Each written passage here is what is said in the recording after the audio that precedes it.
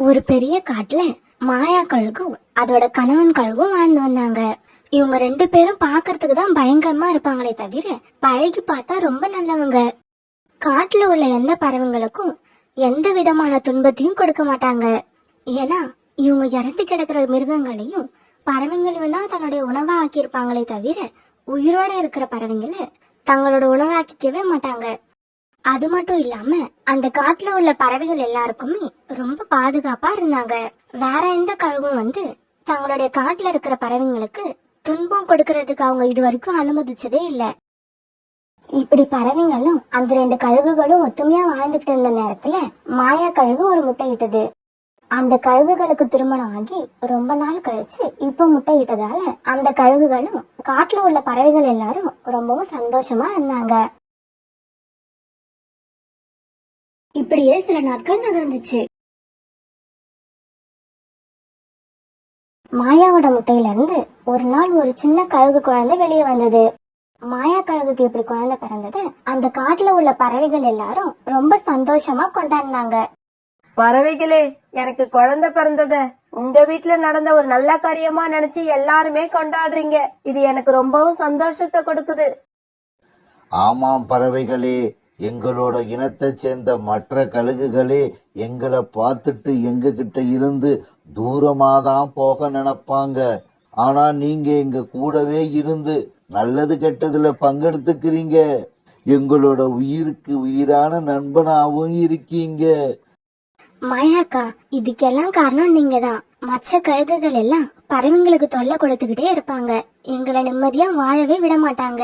ஆனா நீங்க 2 பேரும் அப்படி இல்ல, எங்களை நிம்மதியாவும் அமைதியாவும் வாழ விடுறீங்க. அதுவும் இல்லாம எங்களுக்கு பாதுகாப்பாவும் இருக்கீங்க. மாயா கழுகுக்கு பிறந்த அந்த சின்ன கழுகு குழந்தை மற்ற பறவைங்களோட குழந்தைங்க கூட சேர்ந்து மகிழ்ச்சியா விளையாட ஆரம்பிச்சது. அந்த காட்டுல உள்ள பறவைங்களோட வாழ்க்கை ரொம்ப சந்தோஷமா தான் போய்கிட்டு இருந்தது. மறுநாள் பொழுது விடிஞ்சிச்சு. ஒரு நாள் காலுக்காகத்தோட வீட்டுக்கு ஒரு ஆந்தை பறந்து வந்தது. யாரு நீங்க? உங்களுக்கு என்ன வேணும்? காலுக்காகவும் கோரிக்காகவும் அப்படிங்கறது நீங்க 2 பேரும் தானே? ஆமா, அது நாங்க 2 பேரும் தான். அதுக்கு என்ன போ? நான் நகரத்துல உள்ள ஒரு சர்க்கஸ் கம்பெனில இருந்து வரேன். நீங்க எப்படிப்பட்டவங்க, என்னென்ன தில்லுமுள்ளு பண்ணுவீங்க எல்லாம் எனக்கு தெரியும். உங்களை பத்தி வெளியில நல்லா விசாரிச்சுட்டு தான் நான் இப்ப உங்க வீட்டுக்கு வந்திருக்கேன். சரி சரி, நீ விசாரிச்சதெல்லாம் சரிதான். இப்ப என்ன வேலையா வந்திருக்க அத சொல்லு முதல்ல. எங்களோட சர்க்கஸ் கம்பெனிக்கு பிறந்த 3 மாசமே ஆன ஒரு கழுகு குழந்தை தேவைப்படுது. நாங்க நேரடியா காட்டுக்கு போய் ஒரு கழுகு குழந்தைய தூக்கினா தேவையில்லாத பிரச்சனைகள் வரும். அதனாலதான் உங்ககிட்ட வந்தோம். காதும் வச்ச மாதிரி இந்த விஷயத்த முடிச்சு கொடுக்க முடியுமா உங்களால? நீங்க சொல்ற மாதிரி ஒரு கழுகு குழந்தை இந்த காட்டுல இருக்கிறது உண்மைதான். ஆனா அந்த விஷயத்துல உங்களுக்கு நாங்க எந்த உதவியும் பண்ண மாட்டோம். ஏன்னா இந்த காட்டுல நாங்க அந்த கழுகுங்க எல்லாரும் ஒரே குடும்பமா வாழ்ந்துகிட்டு வரோம். சரி சரி, உங்களுக்கு விருப்பம் இல்லைன்னா விட்டுருங்க. தேடி வர்ற 10,000 ரூபாய வேண்டாம்னு சொல்றீங்க. ஆந்து தம்பி, கொஞ்சம் நில்லு. எவ்வளவு ரூபான்னு சொன்ன? 10,000 ரூபாய். என்னது, 10,000 ரூபாயா? கொஞ்ச நேரம் நில்லு. கழுகு குழந்தைன்னு இல்ல, அந்த கழுக வேணாலும் கேளு, நான் புடிச்சு கொண்டு வரேன். கோரி, நீ தேவையில்லாத வம்ப விலைக்கு வாங்குறேன்னு நினைக்கிறேன். காலுஜி, கழுகு குழந்தைய நாம புடிச்சு கொடுக்கறது எல்லா பறவைகளுக்கும் தெரிஞ்சாதானே தப்பு. நம்ம யாருக்குமே தெரியாம செஞ்சிட்டோம்னா? அது எப்படி கோரி? யாருக்கும் தெரியாம அந்த கழுகு குழந்தைய எப்படி தூக்கிக்கிட்டு வர முடியும்? ஆந்த தம்பி, நீ இங்கேயே இரு. இன்னும் 10 நிமிஷத்துல நான் அந்த கழுகு குழந்தையோட இங்க வரேன். இப்படி சொன்ன கோரி பிறகு காலுக்காக தழைச்சுக்கிட்டு அந்த கழுகுகளோட கூட்டம் நோக்கி பறந்து போச்சு. கோரி நினைச்ச மாதிரியே காலையில கழுகுகள் வீட்டுல தூங்கிட்டு இருக்க கழுகோட குழந்தை பீம் மட்டும் வெளியே வந்து விளையாடிக்கிட்டு இருந்தது. காலு அங்கிள், கோரி ஆண்டி, என்ன காலையிலேயே இந்த பக்கம் வந்திருக்கீங்க? உன்னை பார்க்கதான் பீம் வந்தோம். நேத்து ராத்திரி உன்னோட ஃப்ரெண்டு ஜக்குக்கு திடீர்னு உடம்பு சரியில்லாம போயிடுச்சு. அத உன்கிட்ட சொல்லிட்டு போலான்னு தான் வந்தோம். என்னது, என் நண்பன் ஜக்குவுக்கு உடம்பு சரியில்லையா? ஆண்டி இருங்க, நானும் உங்க கூட வரேன். பீம் இப்படிதான் சொல்வான்னு எதிர்பார்த்த கோரிக்காகவும் ரொம்பவும் சந்தோஷமா கூட்டுக்கிட்டு தன்னோட வீட்டுக்கு பறந்து போச்சு. இப்படி போன இவங்க பீமை ஒரு வலையில பிடிச்சு வச்சுட்டாங்க. காலு அங்கிள், கோரி ஆண்டி, என்ன இது இப்படி பண்ணிட்டீங்க? என்னை எதுக்கு வலையில அடைச்சு வைக்கிறீங்க? டேய் ஆந்த தம்பி, என்னடா இன்னும் வேடிக்கை பார்த்துட்டு இருக்க? இந்த கழுகு குழந்தை கத்துற சத்தத்துல என் பையன் செக்கு எழுந்திரிச்சிட போறான். அப்புறம் எல்லா காரியமும் கெட்டு போயிடும். சீக்கிரமா பணத்தை கொடுத்துட்டு இந்த கழுகு குழந்தைய தூக்கிட்டு போ. பிறகு கோரிக்காகத்துக்கிட்ட பணத்தை கொடுத்த அந்த கழுகு குழந்தைய ஒரு சாக்குல போட்டு தூக்கிட்டு போச்சு.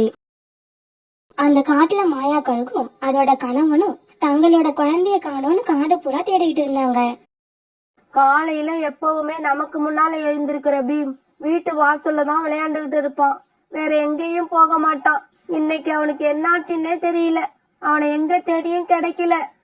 காணாம போன கழுகு குழந்தைய அவங்க அம்மா அப்பா மட்டும் இல்ல, மத்த பறவைகள் எல்லாருமே சேர்ந்து தேடினாங்க. ஆனா பீம் யார் கண்ணுக்கும் கிடைக்கவே இல்ல. குழந்தை இப்படி கிடைக்காத நினைச்சு மாயா கழுகுக்கு ரொம்ப வருத்தமாயிடுச்சு. எவ்வளவு நாளைக்கு அப்புறம் பிறந்த ஒரு குழந்தை, அப்படிப்பட்ட குழந்தைய பறி கொடுத்தது எனக்கு ரொம்பவும் கஷ்டமா இருக்குங்க. மாயா, அழாம இரு. நம்ம குழந்தை வேற எங்கேயும் போறதுக்கு சந்தர்ப்பம் இல்ல. எப்பவுமே இந்த பறவைகளோட குழந்தைகளோடு தானே விளையாண்டுகிட்டு இருப்பான். பேசாம இந்த பறவை குழந்தைகள் எல்லாரையும் பிடிச்சு சிறையில அடைச்சி வைப்போம். அப்பதான் உண்மை தன்னால வெளியே வரும்.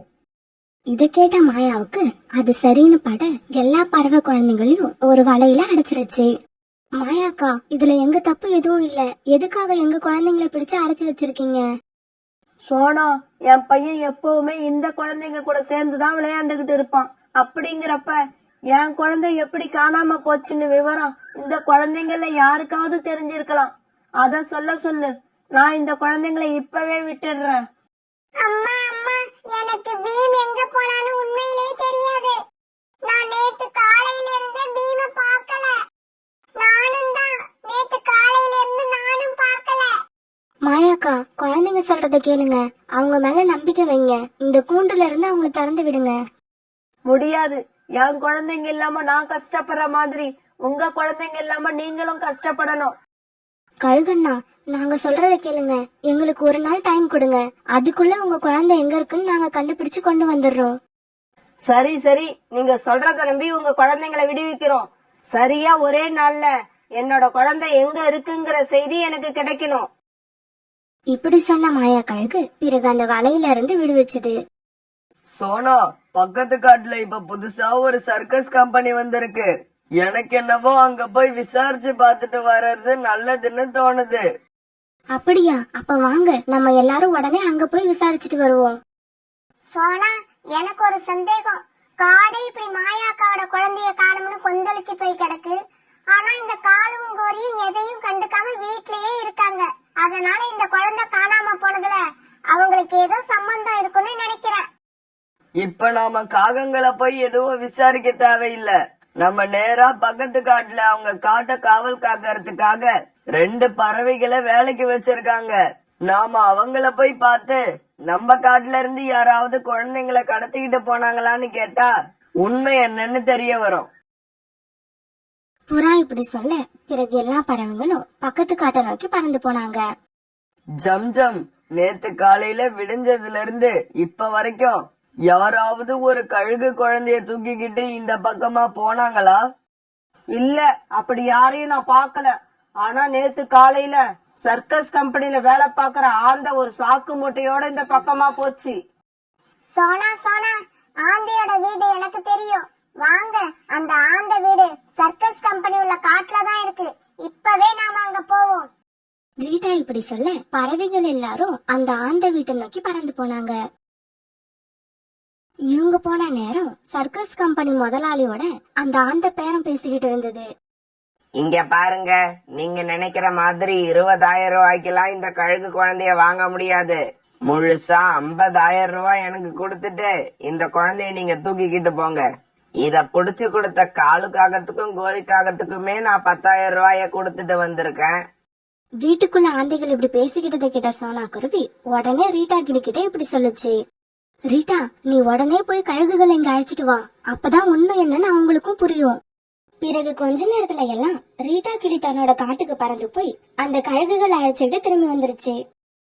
ஆந்தைங்களே, என்னோட குழந்தைன்னு தெரிஞ்சதுக்கு அப்புறமும் பீமை தூக்கிட்டு வர்றதுக்கு உங்களுக்கு எந்த அளவு துணிச்சல் இருக்கணும். மாயா அக்கா, என்ன மன்னிச்சிடுங்க, நான் ஏதோ தெரியாம பண்ணிட்டேன். அக்கா கூடவே அப்படியே என்னையும் மன்னிச்சிடுங்க. இந்த சேட்டு தான் காசை காட்டி என் மனச மாத்திட்டாரு. இப்ப நான் கொடுக்கிற ஒரே ஒரு அறையில இதுக்கப்புறம் நீங்க 2 பேரும் வாழ்நாள்ல எப்பவும் கெட்ட தொழில் பண்ணவே மாட்டீங்க. இப்படி சொன்ன அந்த கழுகு 2 ஆந்தைங்களுக்கும் ஆளுக்கு ஒரு அறை விட்டது. என்ன இது? என் காதுக்குள்ள ஏதோ பூச்சி கத்துற மாதிரி சத்தம் கேக்குது. உனக்கு அந்த சத்தமாவது கேக்குது, எனக்கு எதுவுமே கேட்கல. பிறகு தன்னோட குழந்தைய அழைச்சுக்கிட்டு எல்லா பறவைங்களோடவும் தங்களுடைய காட்டுக்கு வந்த கழுகுக்கு காலுக்காகத்தையும் கோரிக்காகத்தையும் ஒரு வலையில பிடிச்சு அடைச்சாங்க.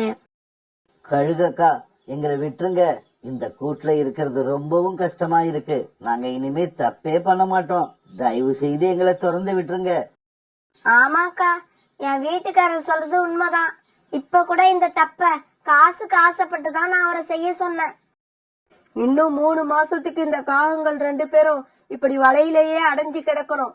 அப்பதான் மத்த பறவைகள் அடைப்பட்டா எவ்வளவு கஷ்டமா இருக்கும்னு இவங்களுக்கு புரிய வரும். பிறகு எல்லா பறவைங்களும் இந்த தண்டனைய முழு மனசோட ஒத்துக்க காலுக்காகத்தையும் கோரிக்காகத்தையும் 3 மாசத்துக்கு அந்த வலையிலேயே அடைச்சு வச்சாங்க.